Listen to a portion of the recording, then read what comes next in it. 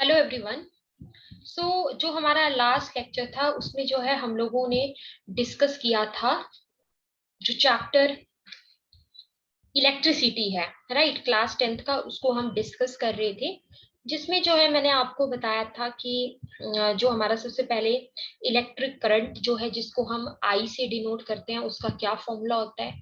तो जो कि हमारा क्या होता है, that is Q by T होता है। ठीक है, ये हमारे इलेक्ट्रिक करंट का फॉर्मूला होता है क्यू बाय टी। उसके बाद हमने पढ़ा था कि यहाँ पे जो हमारा इलेक्ट्रिक करंट होता है उसकी एसआई यूनिट जो है एम्पियर होती है। और यहाँ से अगर हमें चार्ज लिखना है यानी कि इलेक्ट्रिक चार्ज क्यू लिखना है तो ये हमारा क्या आ जाएगा, that is your I into T. ठीक है, यानी कि ये हमारा करंट इंटू टाइम आ जाता है, current into time. So Q is equal to हमारे पास क्या आ जाता है, I इंटू टी आ जाता है। ओके, तो ये हमने डिस्कस किया था। सो अब देखिए, चार्ज का जो एसआई यूनिट है वो भी मैंने आपको बताया था। चार्ज का एसआई यूनिट हमारे पास क्या होता है, दैट इज योर कूलम्ब। ठीक है, कूलम्ब चार्ज का एसआई यूनिट होता है। नेक्स्ट जो है, आज जो हम टॉपिक डिस्कस करने वाले हैं वो हम डिस्कस करेंगे इलेक्ट्रिक पोटेंशियल के बारे में। What is electric potential? This is the topic for today's class. Electric potential. जो हमारा इलेक्ट्रिक पोटेंशियल होता है, सबसे पहले ये होता क्या है, इसकी डेफिनेशन क्या है। The amount of the amount of electric potential energy, the amount of electric potential energy, the amount of electric potential energy at a point। ठीक है, इसको हम क्या बोलते हैं, that is called as electric potential. तो इलेक्ट्रिक पोटेंशियल क्या होता है, आपका amount of electric potential energy किसी पॉइंट के ऊपर, एट ए पॉइंट, राइट। अब हम यहाँ पे पढ़ेंगे पोटेंशियल डिफरेंस क्या होता है हमारा। नेक्स्ट वन हम पढ़ेंगे about the potential difference. Potential difference हमारा क्या होता है, the difference in the amount of electric potential energy between 2 points in an electric circuit is called as the electric potential difference।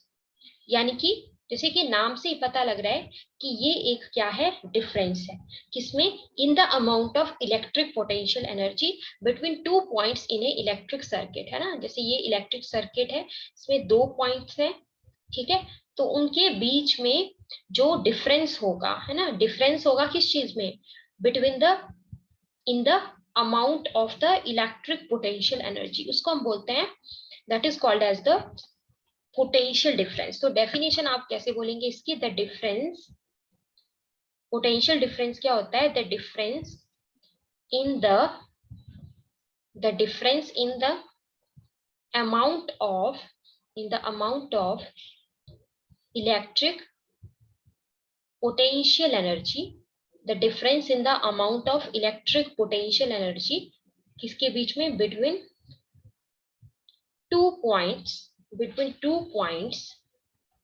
in an electric, in an electric circuit। ठीक है, इसी को हम क्या बोलते हैं, is called as electric potential difference। यही हमारा कहलाता है इलेक्ट्रिक पोटेंशियल डिफरेंस, राइट। सो जो हमारा इलेक्ट्रिक पोटेंशियल डिफरेंस होता है इसी को वोल्टेज भी कहा जाता है, it is also known as voltage. ठीक है, और जो वोल्टेज होता है हमारा, it is equal to the amount of work done. Voltage is equal to the, it is equal to the amount of work done, कि कितना वर्क डन किया जा रहा है, अमाउंट ऑफ वर्क डन किस चीज के लिए, to move the unit charge, to move the unit charge between 2 points, between 2 points, ठीक है, तो उसको हम क्या बोलते हैं, that is called as the voltage. So voltage हमारा क्या हुआ, amount of work done, amount of work done, ठीक है। तो मतलब आप क्या बोल सकते हैं कि वर्क डन डिवाइडेड बाय जो चार्ज होगा, ठीक है, वो आपका क्या होगा, दैट इज योर वोल्टेज, है ना, क्योंकि हम यही बोल रहे हैं कि amount of work done to move the unit charge, तो मतलब ये वर्क डन अपॉन चार्ज के बराबर आ जाता है। तो इसको हम और कैसे लिख सकते हैं, इसको आप लिख सकते हैं, जो वोल्टेज V है वो आपका W बाय Q के बराबर आ जाता है, ठीक है, वोल्टेज V जो है वो W बाय Q के बराबर आ जाता है। और अगर हम बात करें SI यूनिट की, जो हमारा इलेक्ट्रिक पोटेंशियल डिफरेंस होता है, इसकी जो SI यूनिट होती है वो हमारे पास क्या होती है, दैट इज योर वोल्ट, ठीक है, जिसको हम कैपिटल V से डिनोट कर देते हैं, जिसको हम कैपिटल V से डिनोट कर देते हैं। अब नेक्स्ट हम यहाँ पे पढ़ेंगे कि हमारा वोल्ट मीटर क्या होता है, वोल्ट मीटर। तो वोल्ट मीटर आपका एक एपरेटस है जिसका यूज होता है to measure the potential difference between 2 points. So it is an apparatus. अगर इसका यूज आपसे कोई पूछे कि वोल्ट मीटर क्या है, तो आप क्या बोलेंगे, it is an apparatus to measure, ठीक है, एक ऐसा एपरेटस जो कि यूज होता है to measure the potential, to measure the potential difference, ठीक है, पोटेंशियल डिफरेंस को मेजर करने के लिए इसका यूज होता है बिटवीन बिटवीन 2 पॉइंट्स, 2 पॉइंट्स के बीच में, between 2 points in an electric circuit, in an electric circuit. तो ये हमारा हो गया वोल्ट मीटर। वोल्ट मीटर के बाद हम क्या पढ़ेंगे, इसके बाद हम पढ़ेंगे गैल्वेनोमीटर। नेक्स्ट हम पढ़ने वाले हैं गैल्वेनोमीटर के बारे में।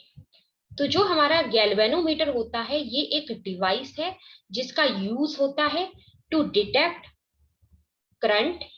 It is a device used to detect current in an electric circuit, ठीक है, किसी इलेक्ट्रिक सर्किट में अगर करंट को डिटेक्ट करना है तो उसके लिए जो यूज होता है वो किसका यूज होता है, गैल्वेनोमीटर का यूज होता है।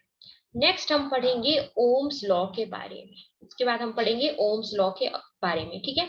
जो ओम्स लॉ है हमारा, वो क्या बोलता है कि जो पोटेंशियल डिफरेंस होता है, यानी कि जो कैपिटल V होता है, ठीक है, between 2 points is directly proportional to, वो किसके डायरेक्टली प्रोपोर्शनल होता है, to the electric current I, that is directly proportional to electric current I।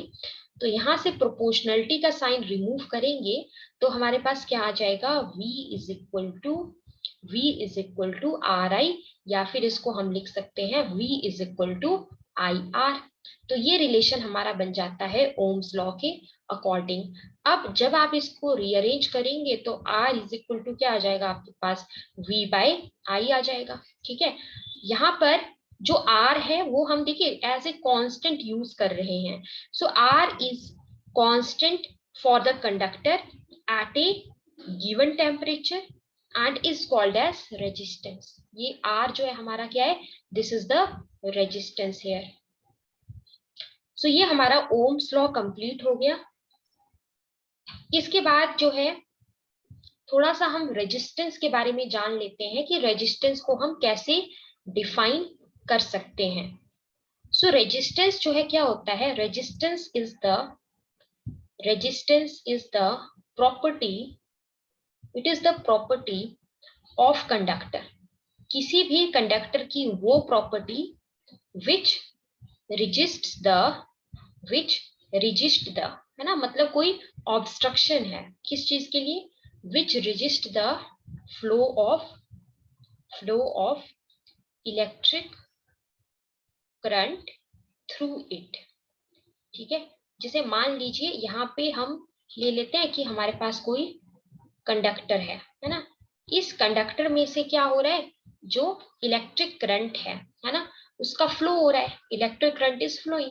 लेकिन एक ऐसी प्रॉपर्टी, ठीक है, जो कि यहाँ पे रिजिस्ट करती है फ्लो ऑफ इलेक्ट्रिक करंट को, रोकती है, कोई ऑब्स्ट्रक्शन यहाँ पे जो है उसके लिए कॉज करती है, उस प्रॉपर्टी को हम क्या बोलते हैं, रेजिस्टेंस बोल देते हैं। सो resistance is the property of a conductor which resist the flow of electric current through it, which resist the flow of electric current through it, इसको हम बोलते हैं रेजिस्टेंस। और इसकी जो एसआई यूनिट होती है वो ओम होती है। What is SI unit of ohm? So SI unit, what is the SI unit of resistance? SI unit of resistance अगर एक नंबर में क्वेश्चन आए तो आप बोलेंगे ओम। ओम जो है वो एसआई यूनिट है हमारी रेजिस्टेंस की।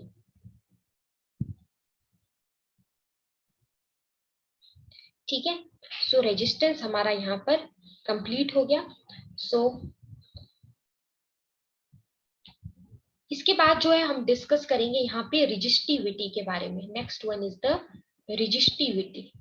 रेजिस्टिविटी को जो है रो से डिनोट किया जाता है, और जो रेजिस्टिविटी है उसको आप कैसे डिफाइन कर सकते हैं, ठीक है, इसको आप बोल सकते हैं it is defined as the, resistivity is defined as the resistance, है ना, ये एक प्रकार का रेजिस्टेंस है which is offered by, it is the resistance offered by a cube of a material, by a cube of a material of side 1 meter when current flows perpendicular to its opposite faces, है ना।